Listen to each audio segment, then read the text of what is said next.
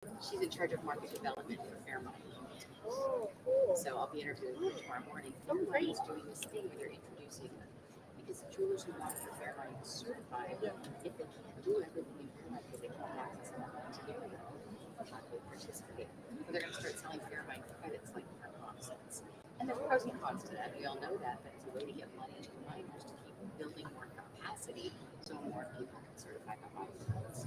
Sometimes there's intermediate steps you have to take. Yeah. Are we live?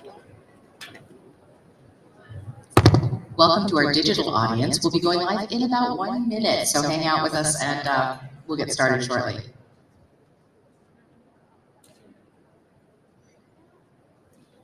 This is live streamable on Facebook. Oh, actually, Facebook's live streaming is being really janky right now. Okay. You're more likely to catch it on LinkedIn. Okay. That's the one that, and Twitter's working well, but okay. I cancel all my Twitter accounts because I'm not paying any money while I'm getting this problem. Oh, hell no. They don't get my audience, they don't get my advertising dollars. I have 40,000 active followers, and I said, fine.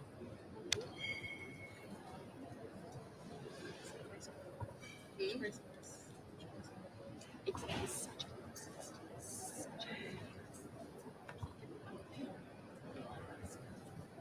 It's not that. And now we're live. Okay, welcome back to Live from MJSA Expo. We are coming to you from the Javits in the River Pavilion. If you're anywhere in the region and you make jewelry or do anything adjacent to making jewelry, you should be at this show. MJSA members and therefore exhibitors are among the most trusted partners in the jewelry industry for the tools and supplies and materials that you need to make your jewelry. So if you're nearby and not here, we want to see you. Welcome to our live audience as well. This next session is, we're going to talk about design, but we're going to talk about it a little differently.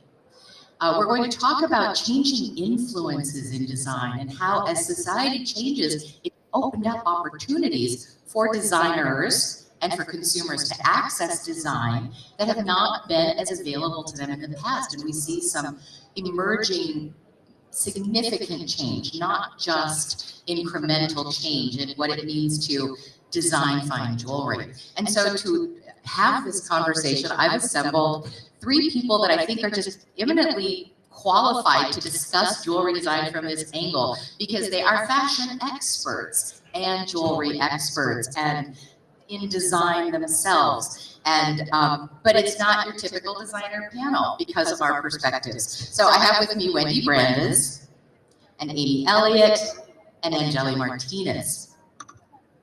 And I'm just going to kick it off by asking you guys, what are some exciting things you're seeing in jewelry design, and why are they exciting to you?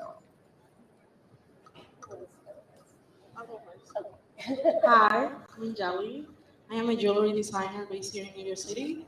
My work is inspired by nature and fantasy, so I just love fashion and combining those 2 things together.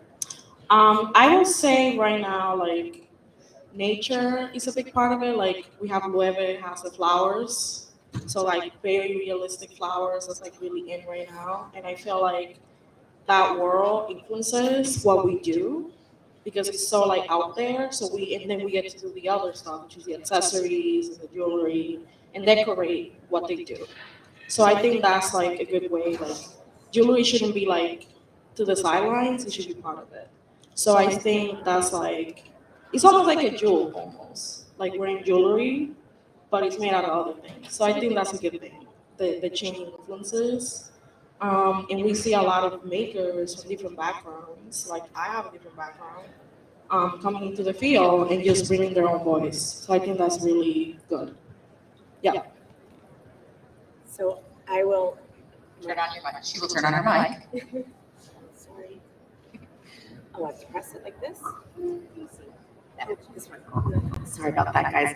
So I'm Amy. I want to first clarify that I am not a jewelry designer. So I do not have that skill set. But fashion expert, But yes. I am perhaps an expert in jewelry. I cover the jewelry industry for JCK and a number of other publications. So I have line of sight into what many designers are doing, but I do not have the skills that either of these ladies have in a million years. So,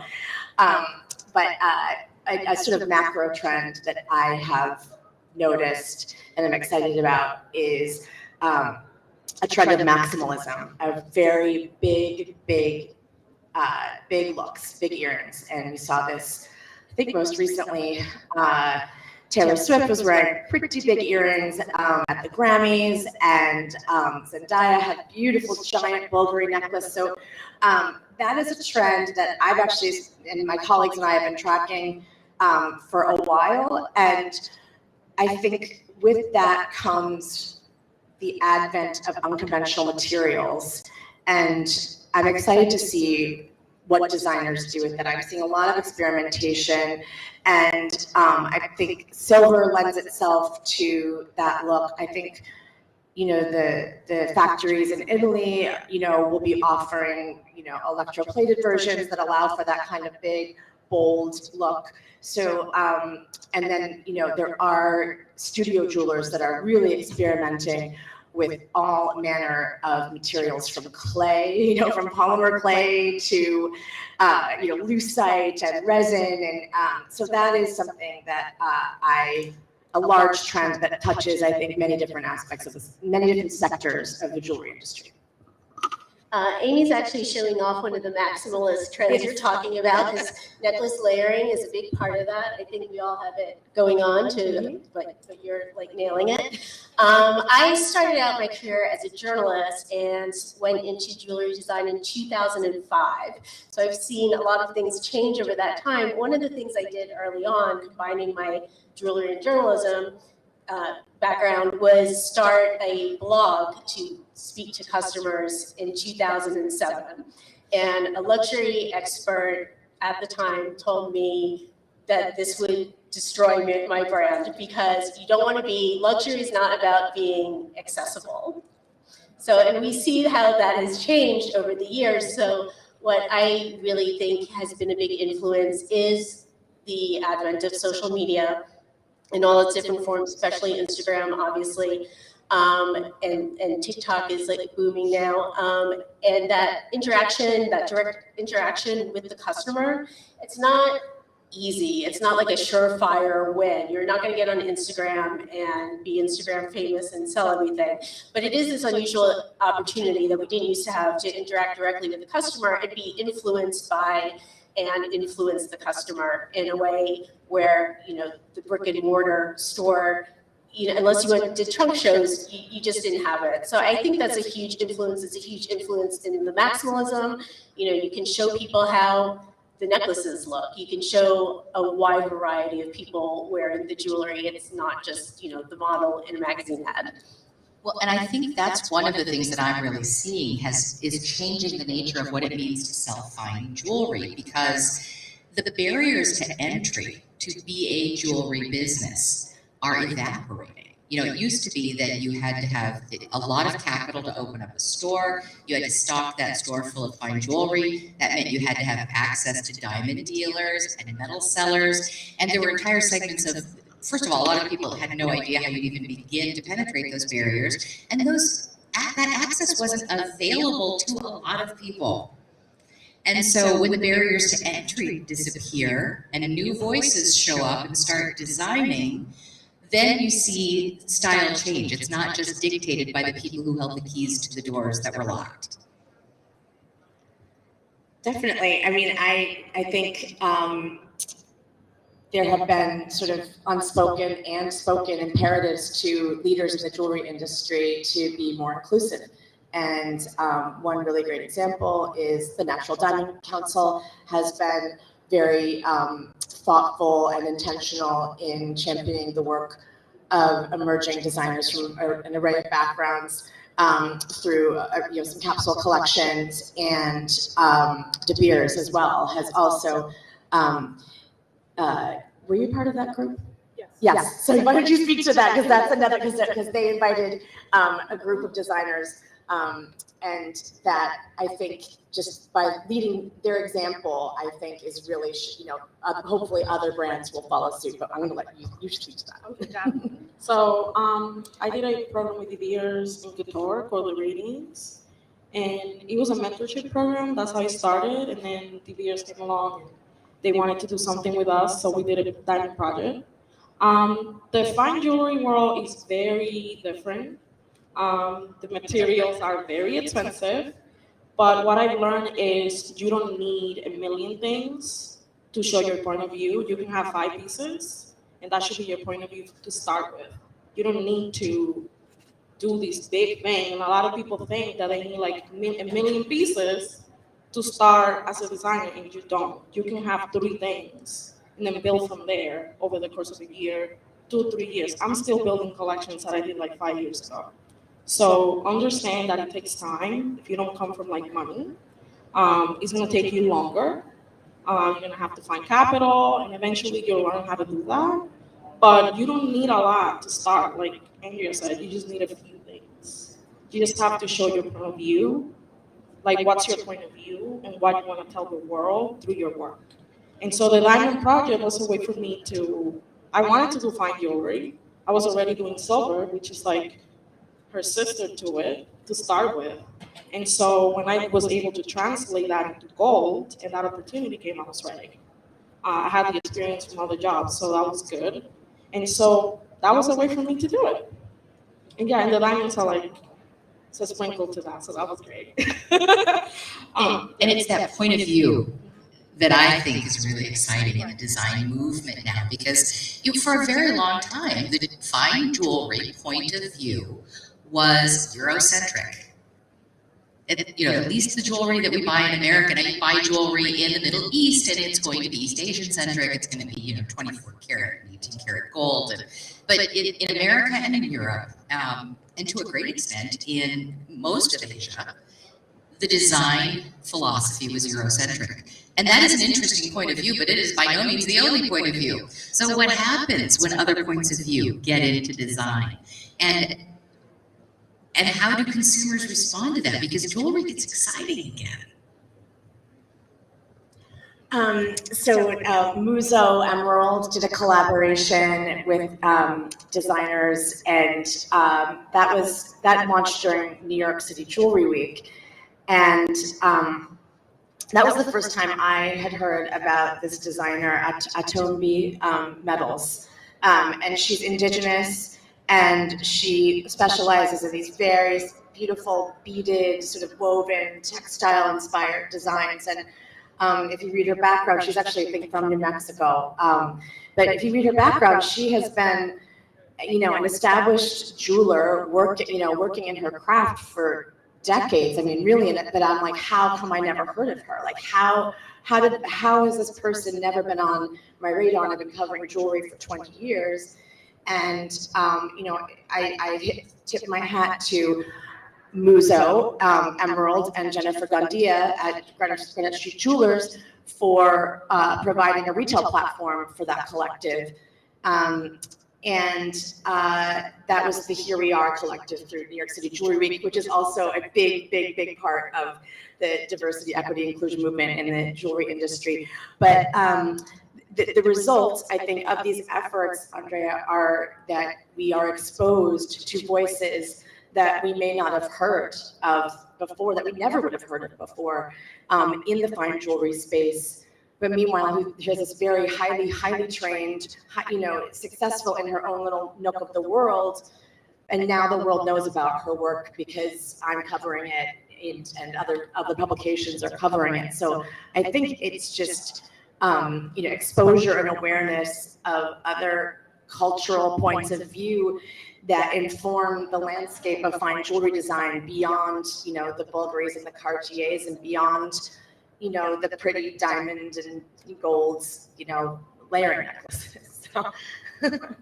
I think it's really on people in the industry to reach out and diversify, because it benefits them as well. It's, jewelry, fine jewelry can have a very staid image. The celebrity red carpet has definitely helped with that.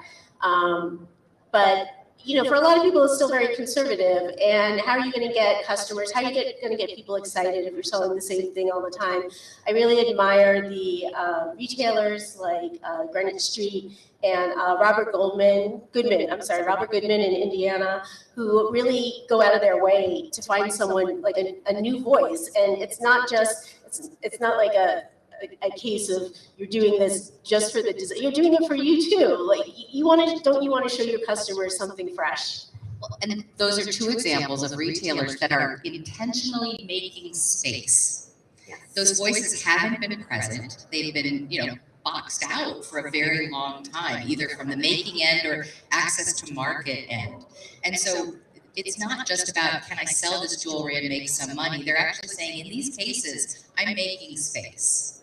And the consumers love it. Robert Goodman's profile as a store is growing constantly because people are aware of the fact that he's making this space for these alternate voices.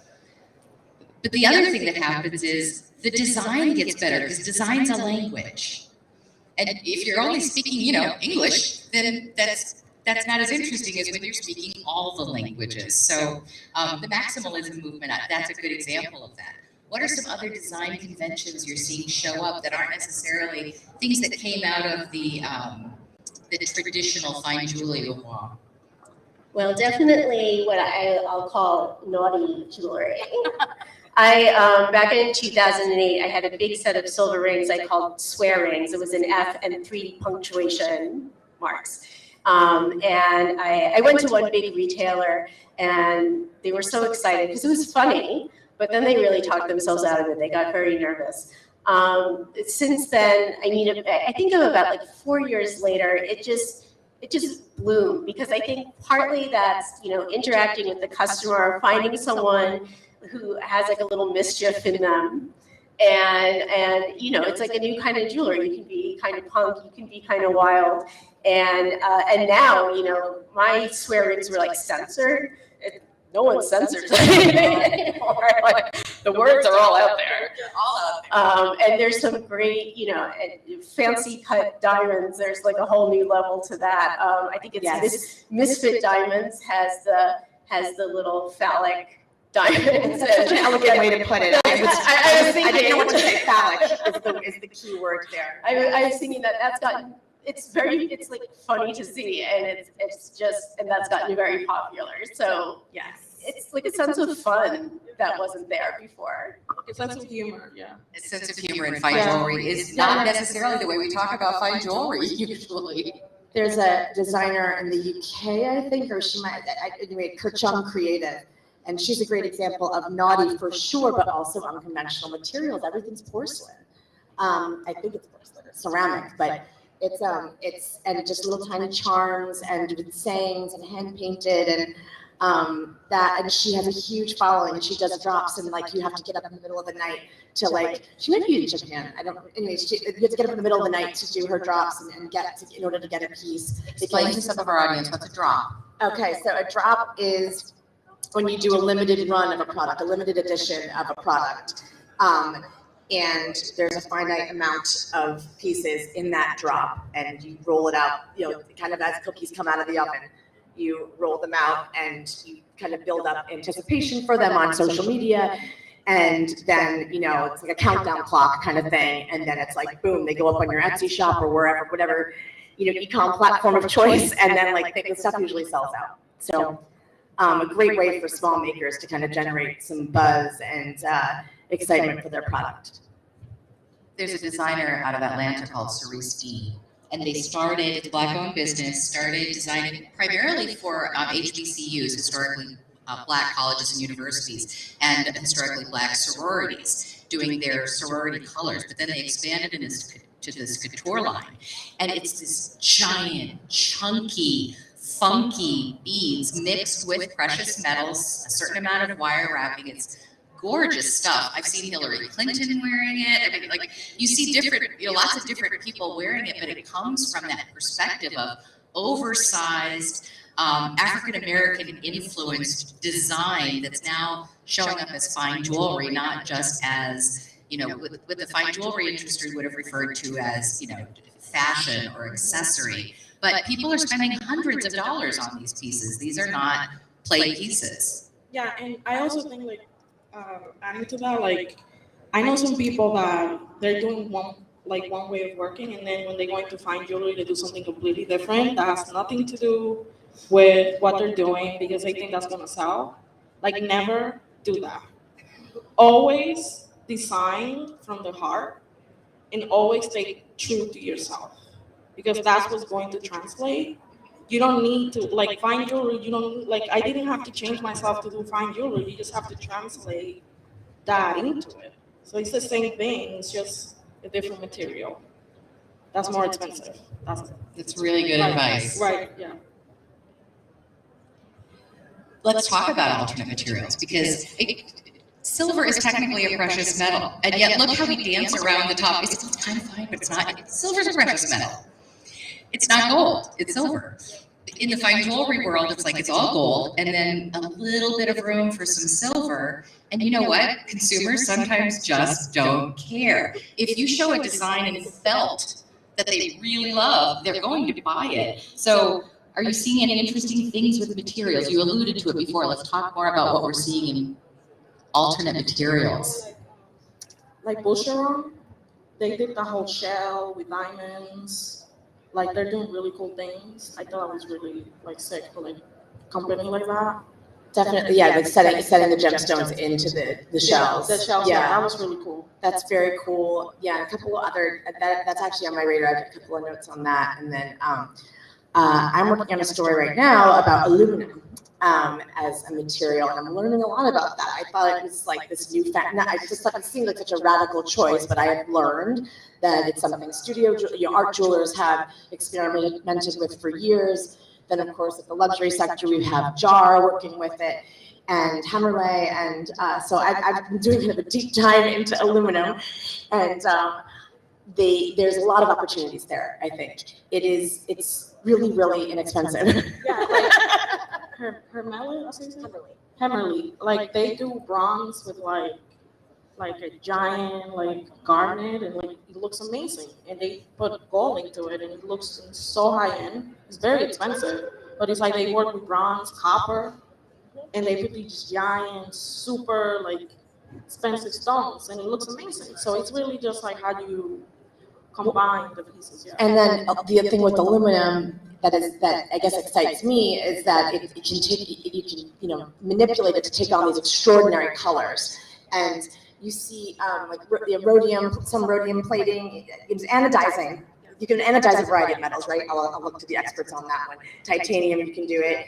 So you can achieve all these beautiful colors, but from what I'm hearing, aluminum really is exceptional in that regard. You can get very nuanced shades. You can get a wide array, not just your neon blue, not just your red, which are, so I think because it's so inexpensive, I really do think there's a great, that maybe that will lead to something, because if you can figure out how to work with it, which I understand it's very difficult to work with, but if you can figure out a way to do that, that's a great, your margins could really take off, be off to the races.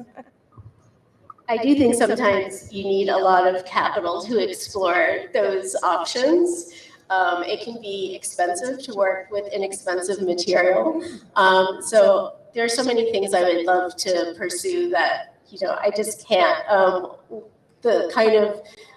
The strange metal that I like to work with is platinum for very casual jewelry. Most people think of it as, red carpet and engagement bands, but I do, little barbed wires and naughty words and the misfit diamonds go into that, and so that's sort of what's accessible to me. But I love Hammerley, and I also think when I think of ceramics and important gems, I also think of taffin for like those really subtle hues. Before that, I think I saw like ceramic as being like the bold jewel colors, red, brights, but very subtle and interesting coloring, then combined with really important stones. When you're working with platinum, are you hand working it or? Yeah. It's buttery. You could braid platinum. It does cool things. It's always interesting when you have to find someone, who wants to work with a particular metal too. There's a lot that the people who've been in the industry for a long time don't love to work with. It's got a personality. What kinds of things, like, do you have any insights on stores that are more likely to pick up these alternate products? Where have you seen, like, where are you getting your naughty words distributed? Who's comfortable with introducing these non-traditional voices into fine jewelry stores? I think it really starts with the direct to consumer model first. And if you can grow that and get some kind of, establish that there's a market for this, I think then there's a lot of indie jewelers who are much more interested, in jewelry stores who are much more interested in giving it a try. There's still, it's still a very conservative industry. So you're really looking for someone, like at a store where their personality like clicks with yours and they're like, yeah, this is funny to me. I know who I can sell it to. That's also important. To me, that's so sad though, because consumers do want to see different things. And in retail stores, the ultimate route to be branded and memorable is to not carry the same merchandise everyone else is carrying. I mean, this is going to date me way back, but in the 70s, I did my first management training was at Sears as a merchant.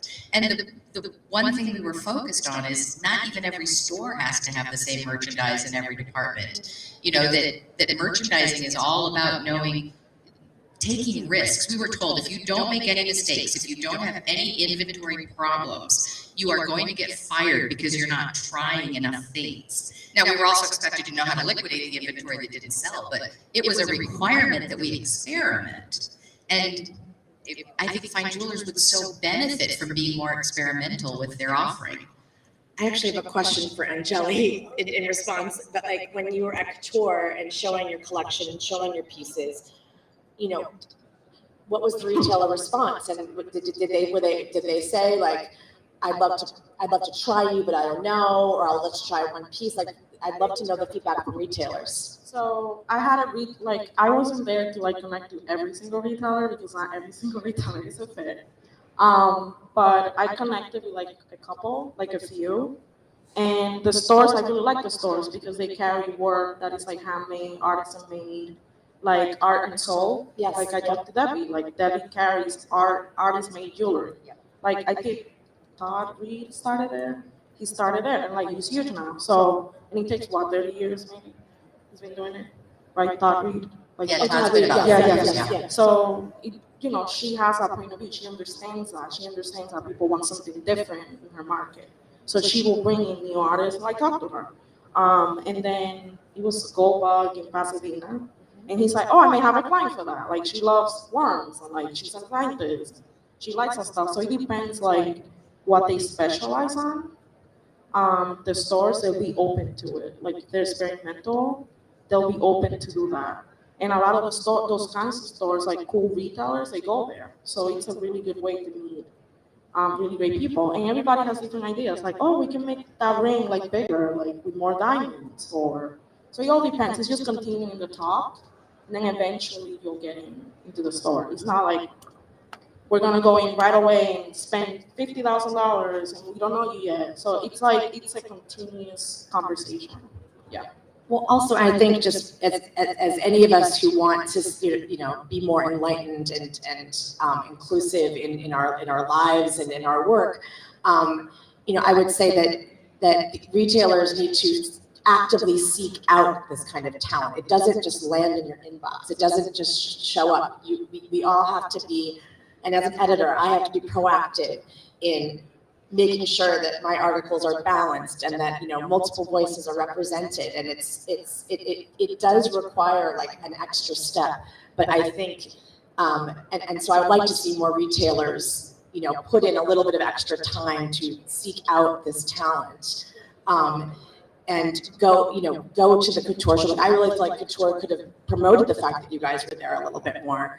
I didn't even know you were there until I walked by, and so I think I mean, I'm sure they reached out to the stores and stuff like that to let them know they were there, but I think just it will require a little, if you're interested in making your assortment more diverse, I think it will require a little bit of research and some, Instagram scrolling and whatever, but it's worth it. It's worth it. And it's not just, I guess I would encourage stores to not think of it as like, and then this is my diverse assortment. It's like, figure out how to like work it all into your mix. You're going to find things that will work for your mix. Because it's good for your business. I mean, the Natural Diamond Council and De Beers aren't doing this out of pure altruism. They recognize that the consumers want these diverse voices in design, that they're already gravitating toward it, that they're not, paying homage to fine jewelry the way past generations did, that they see that as part of a jewelry wardrobe. But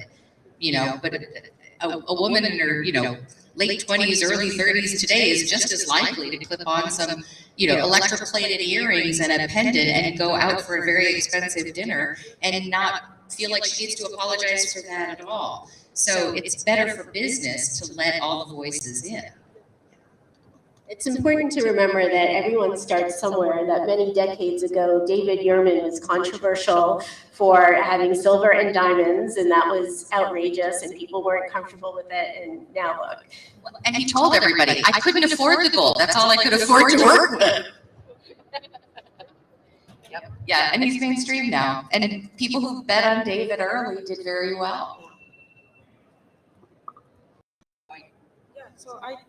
Yeah, like I said, like being open, but we also, like, as designers, we have to be proactive.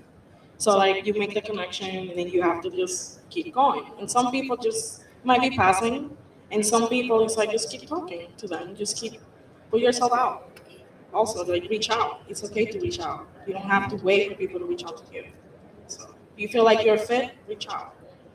And also, like Bob Goodman, one of the things that he did is he hosted like a special marketplace in his store where he literally closed down the retail aspect of his store and made it a space for local makers that were, BIPOC, et cetera, and gave them each a space, used his countertops as a display for their work. And some of them were jewelry designers, some of them were craft, engaged in other visual arts or whatever. But and I actually recently just introduced a store in Denver that is doing a special marketplace for emerging designers, beyond the walls of their store. Like for the Cherry Creek Art Festival, they're going to have like a special little marketplace where I'm sure that will be a test and learn situation for them, right? If something does really well, they'll be watching. Well, and Bob will tell you, they met new customers in that process, people who will now come back to the store for lots of reasons. You're not going to find the next David Yurman if you don't try new people out. Yep. So what other fashion things are you seeing, and just across the board? What are we seeing in jewelry that's exciting and new? Okay, well, I'm kind of excited. This is also maybe a little controversial, but I don't know if people saw that the Princess of Wales, Kate Middleton, was wearing Zara earrings to the BAFTAs. And I have been saying, and speaking with experts, and I have been saying for a while that I think the mix of high and low, this is our moment. I think finding ways to mix your costume or your plated with your fine is, I think that's, I don't think you're one or the other anymore. I think the customer is totally fine mixing and matching, and fast fashion is what it is, disposable fashion is what it is. But I think there's really good design. I'm sorry, there's good design coming out of Zara. There's good design coming out of Mango.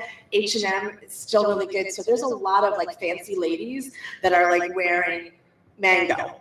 You know what I mean? And so I think, I don't know what the takeaway is for like a high-end designer like yourselves, but like a fine jeweler, but there's something to that. I think there's the mastering the art of the high-low mix, I think, is going to become really important. So you will see like people wearing H&M with like $10,000 necklace or whatever. Like it just, people just do what they want to do. Like some people, it's all about jewelry, and that's all they focus on. Some people focus on the clothes and how the jewelry goes with the clothes, or all together they do everything. So there's like so many ways to do this. And fashion's navigating it beautifully. Yes, it is. I think part of the high-low thing goes with what you said about maximalism is like, I like this and I like this. And, and you can make a bigger statement if you layer in the costume jewelry. Plus, it'd be really heavy if it was all gold. Though I kind of like the heavy gold. Like I also like Rihanna's look at the Super Bowl, like Oh, yeah. diamond, like Mexica earrings, but then she had a jumpsuit. So it was And she had brooches. and the 3 brooches, yeah. And She then had it's like Brooches are coming back. I know, and then she had the watch and she had a vintage, like antique ruby ring. I mean, she had a lot of jewelry on. Yes, she like, did. a lot, and it was a lot, and A it was lot- beautiful. Yeah, A lot of jewelry with that jumpsuit and sneakers. exactly. So Well, and I do think that estate's having a moment as well. and vintage clothing, like a lot of vintage designers, like Zendaya wears a lot of vintage archives. So. Yeah, I don't know. I mean, my taste level doesn't necessarily dictate, the zeitgeist, but I'm really interested in like vintage Scandinavian silver all of a sudden, which is so like, now I'm definitely a gold girl, like at the end of the day, but I'm really interested in like Lisa Kramer Vintage is this vintage dealer that I really like to, and she finds these very inexpensive or comparatively inexpensive beautiful design, silver designs from like the 60s and 70s. Some of them are from the Georg Jensen workshop, some just randoms from Denmark and what have you, Finland, I don't know. So it's this like Scandi chic silver jewelry. I'm feeling really into that. I've always found people, and ever more so, very interested in redesigning and repurposing old jewelry.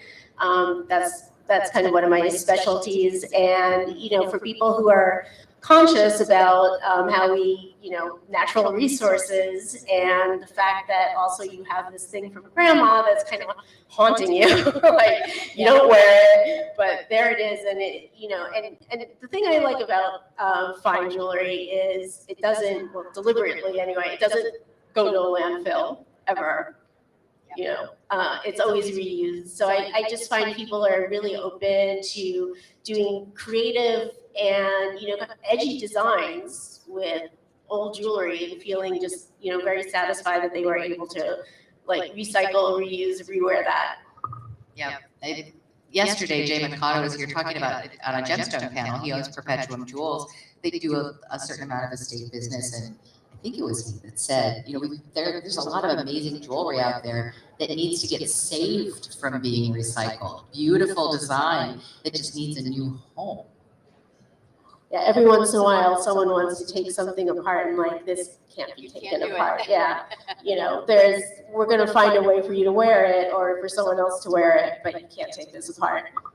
One of my favorite Instagrams is Tales from the Junk Pile, and it's I love this, that. oh my god, I'm just obsessed. And she goes to the gold refiners. The proprietor of this account goes to the gold refiners. Her name's Elsa, I think, or Elisa, and she digs through the junk piles and finds amazing things.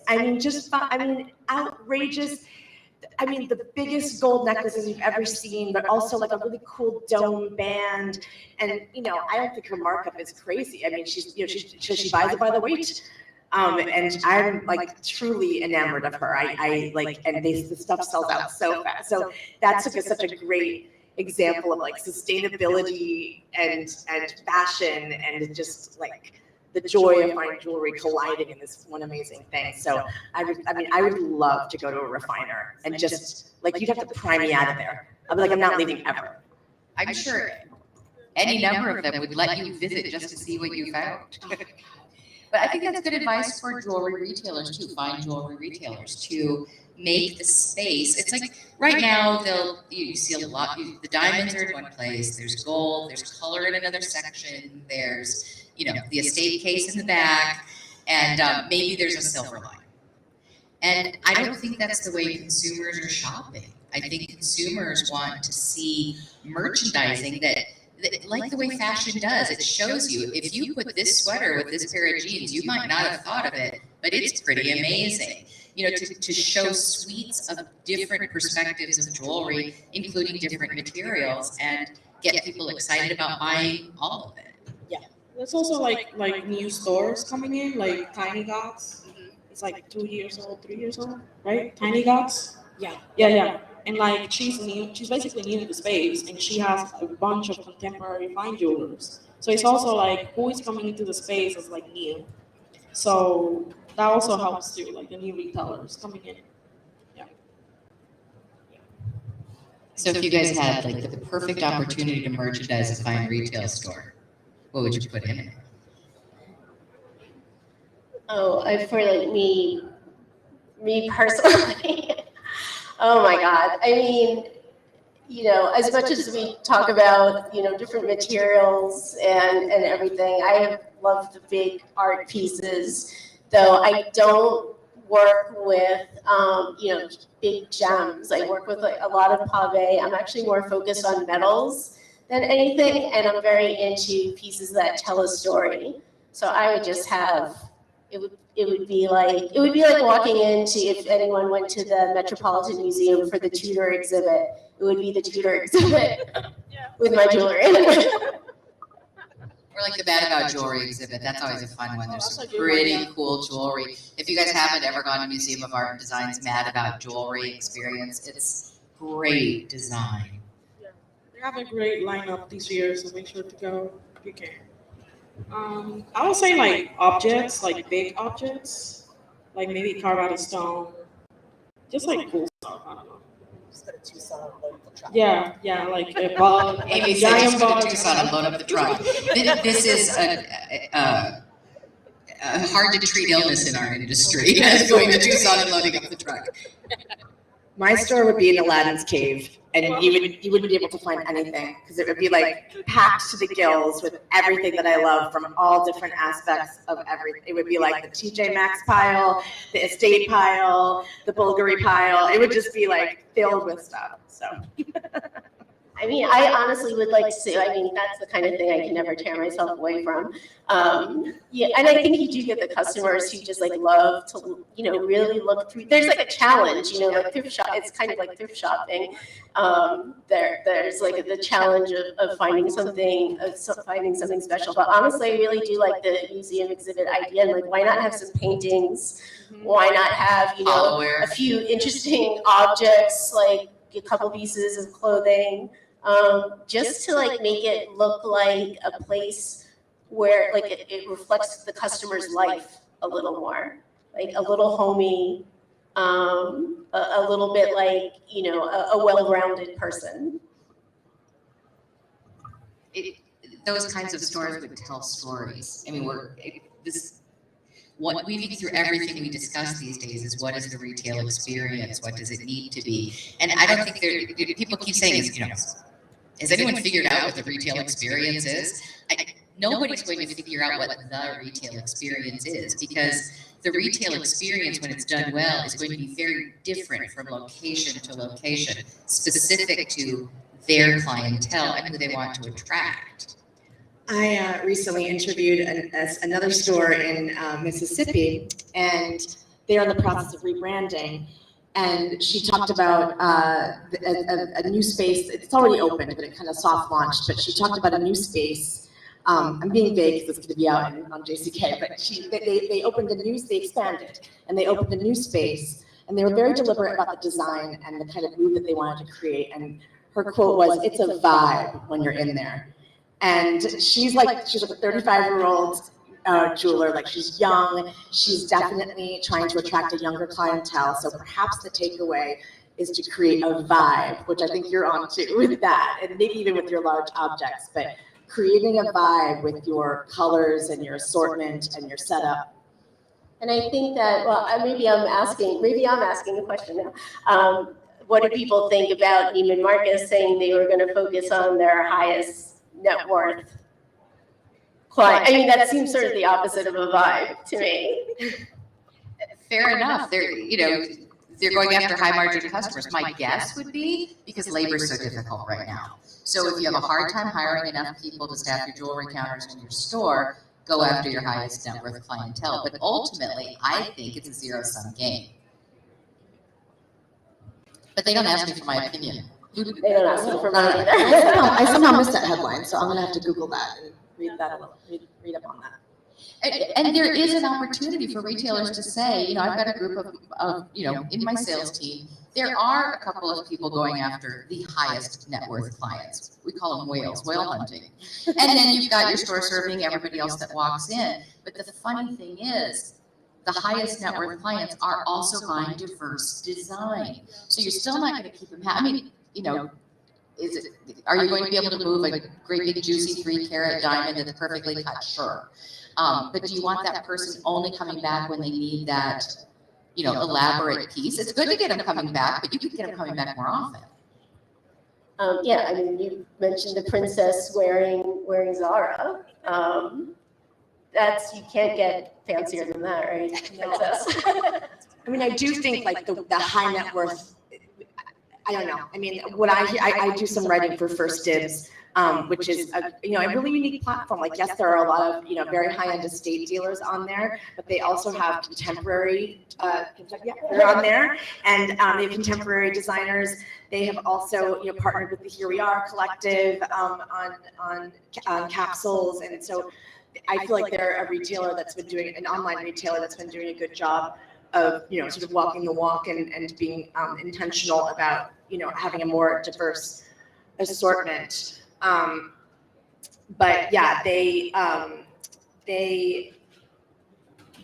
what I hear when I interview some of these singular private jewelers and they want the high net worth client wants something that no one else has. They want, something that makes you wonder, something that is perhaps not even overtly luxurious, something that is, that perhaps was made just for them, a bespoke piece. Custom, yeah, like private clients. Yep. That's like the high net worth. So they might be focusing on custom maybe, like through designers. Yeah. Like, I don't know if that person's shopping at Neiman Marcus. Yeah. Because, like, you know what I mean? Yeah. Like, They're not set up to handle that custom transaction. It's its own transaction. Yeah, it's a very different, that's a very different world, but like some high net worth people, they collect silver. Like that's what they wear, silver. So.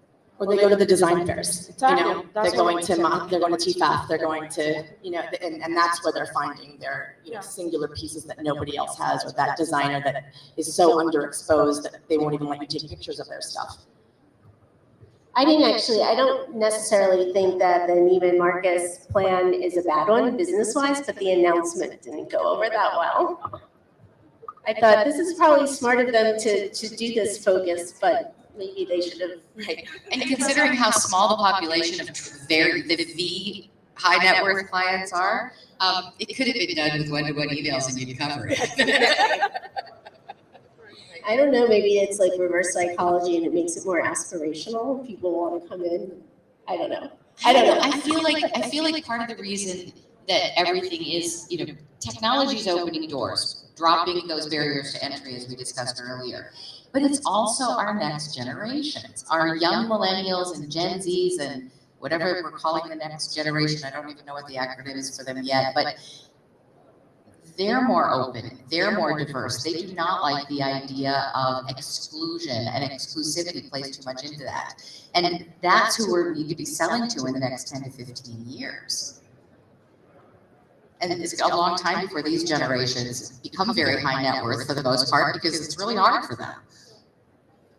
Well, also, like, your client grows with you. So as you become established, they might become established in their own field, and then they buy more things, or they buy more crazy things. Yeah, so people change and their tastes change. So yeah. I've definitely had customers graduate from buying a single silver stud earring to an engagement ring. And they appreciate when they can grow with you like that. That's the other thing I think at fine jewelry we need to pay attention to, is making sure that those lower price points are available to bring younger people who don't have the income in the store yet, in the store, so that they can grow with you. Because if they you know, if they don't decide a traditional engagement ring is something they want, they might not ever enter the store.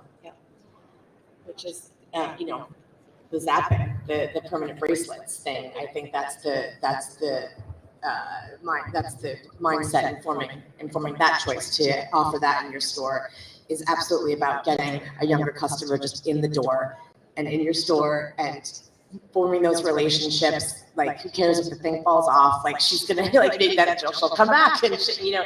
And so, just to, you know, to create the illusion that your store is like hot and happening, and there's stuff going on, and so that whole trend is really, really interesting to me, and it's definitely here to stay for a while. Yeah, the permanent jewelry has been fun. Go ahead. I'm just happy to see, fun things and fine jewelry is a breath of fresh air. I remember when I first entered the jewelry industry, I entered it as a supplier manufacturer, and a question I asked in a meeting was, well, why aren't we carrying body jewelry? And you, like, the room just went silent. And I was actually told, don't bring that up again. And I was running the company, you know, but like, we couldn't talk about body jewelry. It's hot. I'm looking, you have a couple piercings, right? I mean, like, the ears are the least of it now. Someone has to make jewelry for the rest of the body. Yeah. Well, and people buy a lot of body jewelry, and they're willing to buy expensive body jewelry. You'll be surprised, like, the things people buy, like, a day like that. I'm like, wow, okay, I need that client.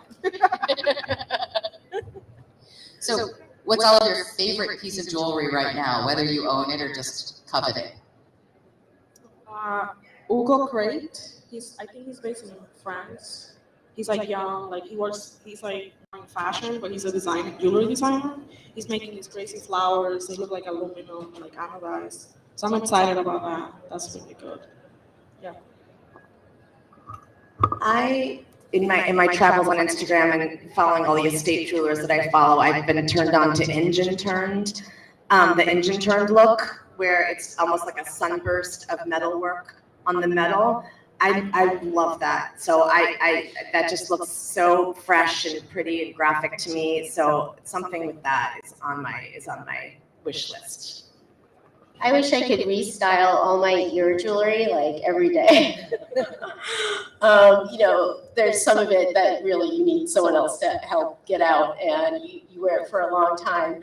But a friend of mine owns So Gold Studios in Brooklyn, and you know, she's like a great.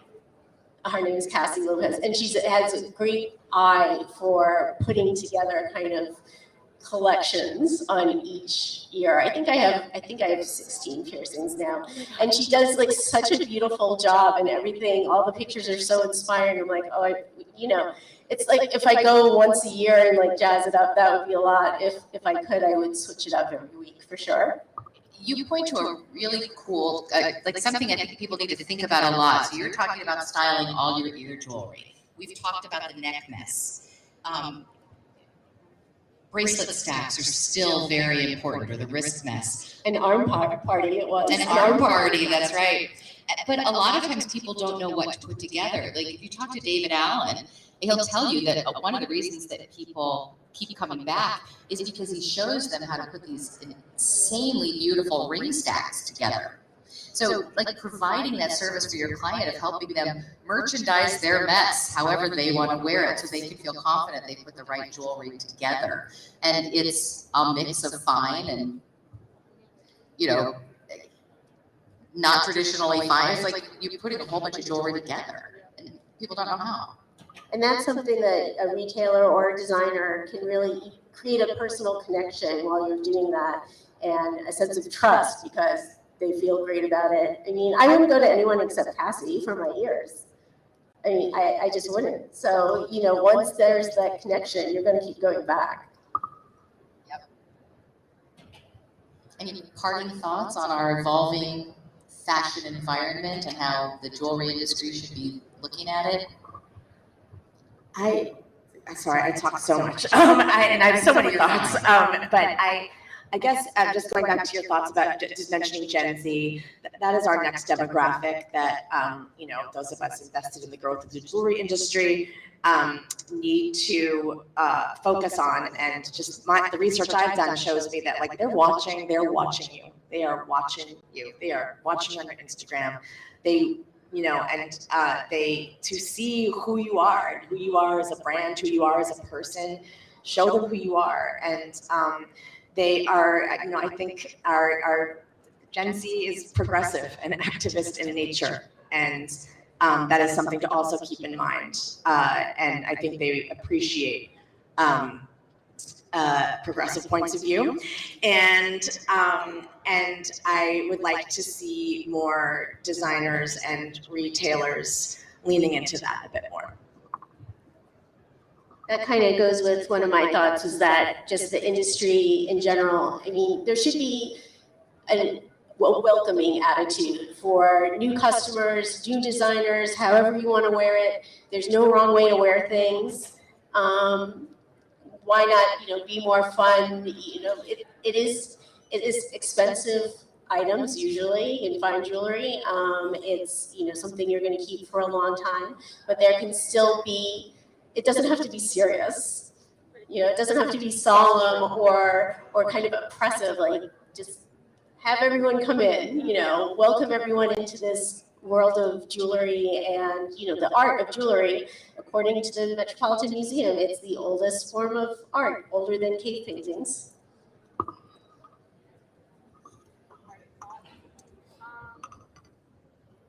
Sorry. It's my prompt. Party talk. Yeah, I think like trying to like help like sell your point of view, but just make what you want to make, like whatever you want to do. Like you want to do crazy silver pieces, make crazy silver pieces. You want to make gold, I want to make everything out. Like I want to do high jewelry too. I want to do everything.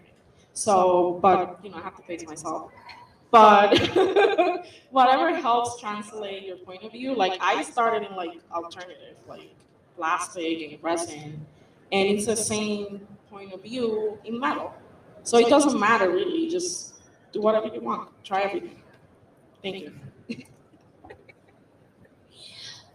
I think that last thought would be, whether or not you're comfortable with the idea of Gen Z has really no relevance at all. They're here. They have a perspective. There's going to be another generation after them. My generation was irritating to the generation before me. Okay. Millennials were such a problem until they weren't. You know what? Somebody once told me, I'm not comfortable with teenagers. I'm like, don't have kids. Because they become teenagers whether you want them to or not. These generations are coming. They have different tastes and different interests and different expectations of the people who sell to them. And if you're going to be in business, you need to learn to love them. And I think there is an imperative to hire them.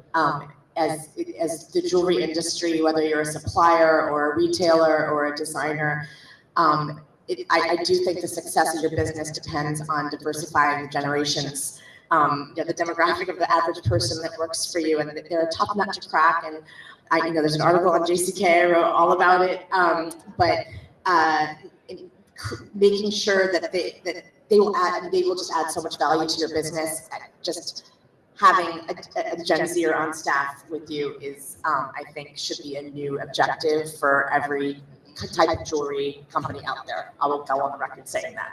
Well, and you see that in the big design houses, like in Europe, the design teams look so different than they did 15 years ago. They're more diverse culturally, they're much younger, they're managing their design departments differently. So, at that LVMH level world of design, they are embracing what luxury really means to the next generation by investing in it in their staff. And that's why they're going to stay fresh. They have the resources too. And they have the resources, right. Get me some of those LVMH resources. Yeah, please. But anyone can hire somebody younger, just to make sure that perspective is there. And that means investing in their training, yes. And it means, helping them develop as a professional, but that's also the lifeblood of an industry. I think that's really key advice, and that you put it bluntly, firmly, but it's true. That's a good takeaway. All right, well, we've covered alternate materials and alternate voices and mixing our fine with our fashion. And did we miss anything in discussing about jewelry design? I guess the only thing I haven't said is I really want to work with rubber and gold together. So if anyone wants to holler at me about that, like, let's do it. Rubber's a cool substance to work with. It's flexible. It's my 1980s Yes. Madonna Metropolitan bracelets. Yep. Preferably in that palette. Right, yeah. That's my goal. Hit me up for that. All right, so rubber manufacturers. Wendy wants you. All right, well, I guess we'll wrap it then. I want to thank our live audience for joining us for this discussion. I want to thank our digital audience for joining us for this discussion. And I really want to thank Wendy Brandes and Amy Elliott and Angely Martinez for joining me and making this happen. They were my go-tos when I thought about having a different discussion about design. Thank you so much. Thanks for having me. It's wonderful to be here. We are still on until Karen talking about that. Not that any appropriate is, but It was a really good conversation.